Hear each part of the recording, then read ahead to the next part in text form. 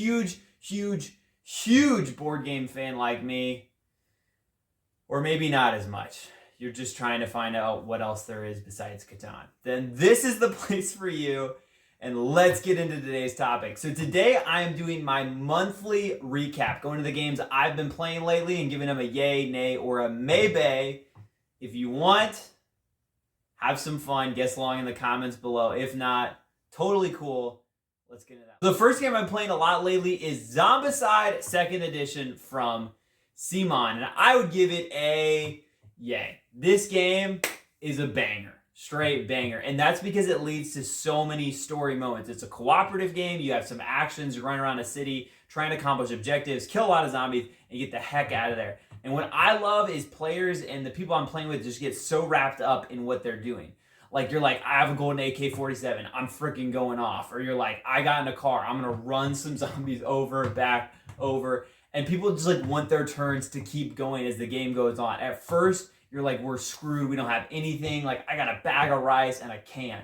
And at the end, you've got like, I've got a sniper rifle, an AK, and a grenade. And you're just wiping out 20, 30 zombies in one turn. I love this game. I love there's different scenarios you can mix and match and mix it up. And it keeps hitting my table because it leads to such awesome moments. I would give it a 9. So if you love story and experience in games more than a strategic brain burner, check this game out. It's not gonna, make you sit there and be like, how do I calculate how many resources I have? I mean, there is strategy, there is tactics, but it's mainly about the vibes.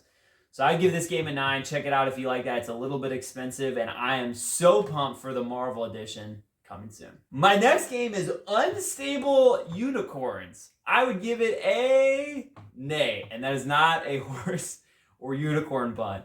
It just wasn't for me. I loved the art of this. It's got like that cute, like weird art where you're like, are they trying to draw stuff badly or is it like a thing, And it's like fun, and I like the art, and it seems like it would be really good for family or people that just like want to just randomly play a game. But that's my problem with it. Like, I'm okay with randomness and luck. Like I said, I love Zombicide, but I still want there to be strategy. Like, I want to think I played well to win. And with this, it seems like you just get the cards you get, and it's pretty obvious what you do, and you just help yourself and hurt others. Because of that, it's very simple. And then the other problem it can have, it can kind of be like Munchkin or Mario Kart, as we all remember, where someone's in the lead. It's like, let's throw every weapon we have at them, and that can sometimes kind of make the game feel slow. But if you like cute, fun, quick games, and you're okay with a lot of randomness, check it out. I would give it a 5 out of 10, but maybe be better for you. My next game I've been playing is Pandemic Legacy Season 2, and what I have been loving about this game is the legacy part, which I can't actually talk about because spoilers, but I would give it a yay. This game, banger. It has been awesome because I've loved all of the surprise box moments. Like, you take this game out, no spoilers, and there's just all this stuff that you're going to reveal as the game goes on.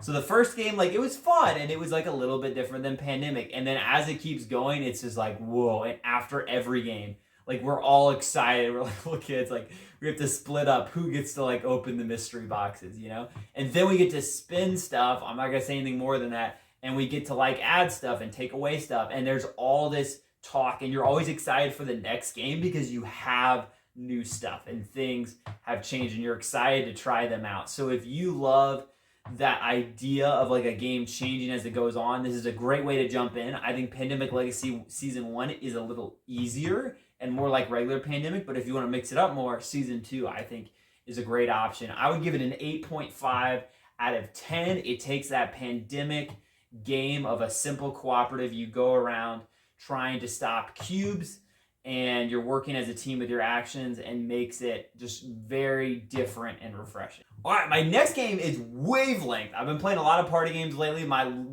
latest game group is like 10 or 12 people, so we need those huge games. And for Wavelength, I would give it a yay. This game is great at bringing discussions about. That's why I love this game. I think that's what makes it in larger group games. You have to have a game that brings discussions, that lets people talk as the game goes on, because it's hard to have a 10, 12 player game where people are sitting and taking turns in actions.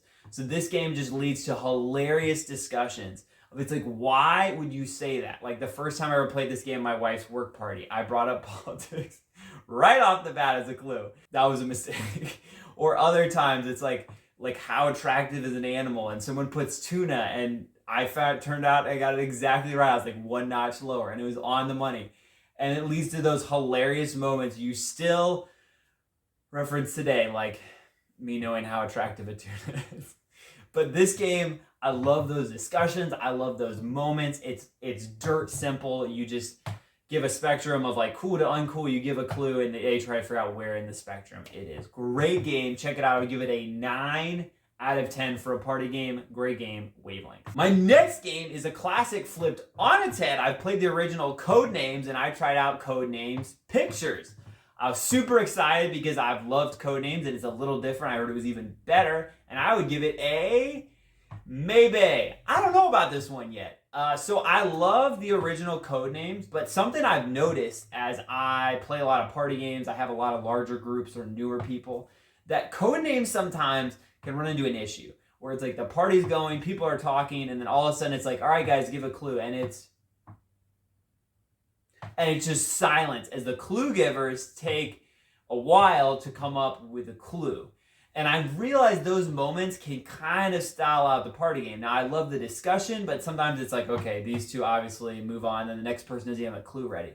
I think it helps if people can come up with clues quicker, but I think that's hard to do in a game like Codenames. So I think maybe it's better for smaller groups or more of a serious game focus. I don't think it's as lively as it was when I first played it, but I liked Pictures because it added a little more abstractness. And I think more people were better at giving clues because it wasn't just how well you knew words and wordplay. So, Maybay, I would check it out if you like party games. I would give it a 7 out of 10. My final game is Moniker's, another party game. And this game, I would give a yay. Great game. Great game. It takes the game of fishbowl, flips it on its head, and adds a lot of hilarious, crazy prompts. Played this twice the last time we got a huge group together.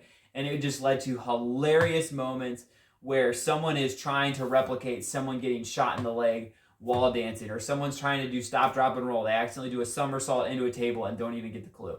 Moments like these happen, or even just the clue truck nuts. All right, just fill in the blank how that went. And so these cards just lead to hilarious moments. It leads to just inside jokes and just awesome, awesome group experiences. It's a super fun party game. That's extremely simple, great for groups, especially if people are a little more outgoing. I would give it an 8.5.